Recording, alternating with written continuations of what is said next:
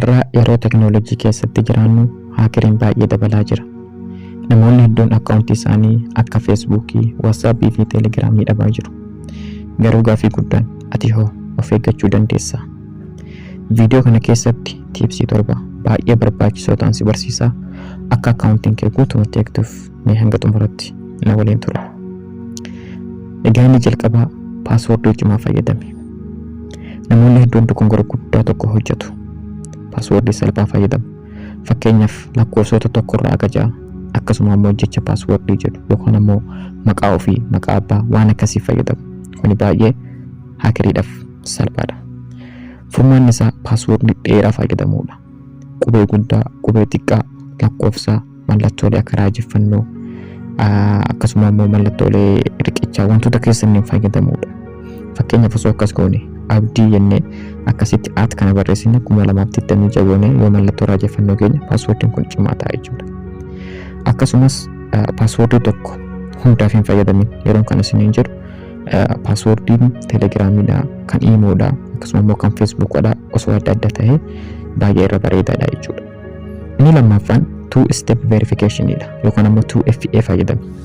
2FA jechuun security dabalataa jechuudha.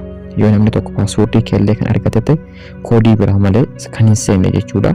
Fakkeenyaaf SMS koodiidha. Akkasuma immoo kan bilbila kee irratti yoo hidhe jechuudha. Aappii akka Google Authenticator'ti. Feesbuukiin, waatsaappii fi teelegiraamii hundatti ni argama. Seettingii keessa seentee 2FA yookaan immoo 2-step verification kan jedhu active godhu jechuudha. Inni sadaffaan liinkii shakkii hin tuqin. Haakerii hedduun karaa kana fayyadama. Karaa liinkii jechuudha. Fakkeenyaaf badhaasa argatteerta waan jechuudha yookaan immoo waan kana tuqi birrii hamman argachuudhaaf, waan kana tuqi doolaara hamman argachuudhaaf, waan kana tuqi badhaafamuudhaaf wantoota keessanii jechuudha. Liinkiin akkasii suniin liinkii haakerootatu jechuudha yookaan immoo liinkii shakkii qabanidha jechuudha. Kanaaf akkaawuntii kan kee karaa liinkii saniitiin lookiin gochuu ni danda'ani jechuudha haakeroonni. Kanaaf liinkii shakkisiisa akkasii akka hin tuqne asumaan dhaamsa jabaa saniif himaa jechuudha. Inni afuraffaan aappii hin amanne hin buufatin. Namoonni tokko aappii hin beekne buufatu jechuudha. Isin jedhanii biroosarii keessa seenanii yookaan immoo namarraa argatanii jechuudha. Aappii hin beekamne kunis balaadha. Aappii tokko buufachuudhaaf gara Play Store yookaan immoo gara App Store qofa fayyadamuudha jechuudha. Akkasuma immoo Play Store qofa irratti osoo hin taane Play Store keessatti reetingii fi review isaanii ilaaluu qabda jechuudha. Akkasuma developerii beekamaa ta'uu isaa mirkaneessa jechuudha. Yoo developeriin sun developeriin taane ta'e aappiin sun aappii sobaa ta'uu danda'a jechuudha. Aappiin sobaa immoo daataa kee guutuu hatuu ni danda'a jechuudha. Inni shanaffaan Wi-Fi public irraa fayyadudha.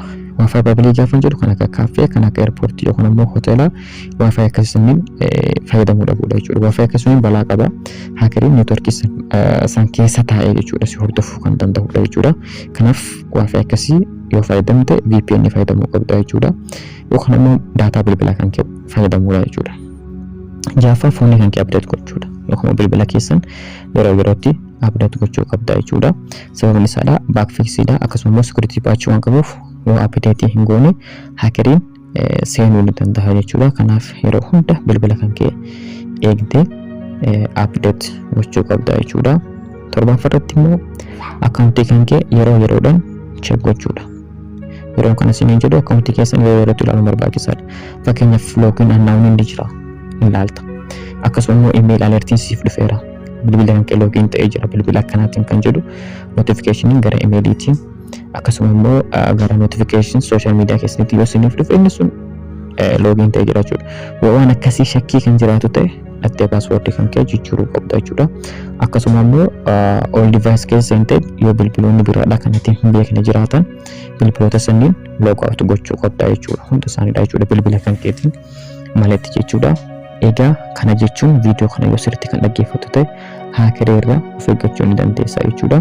Yoo ati tiipsii kana sirriitti hordoftee akkaawuntiin kan kee nageenya qabaata jechuudha. Yoo viidiyoon kun si fayyade laayik godhi, yaada kan kee immoo koomentarratti na barreessi. Wallee asiitii subscribe gochuu hin dagatiin. Hiriyaa keetiifis viidiyoo kana share godhi akka isaanis of eeggataniif nagaatti.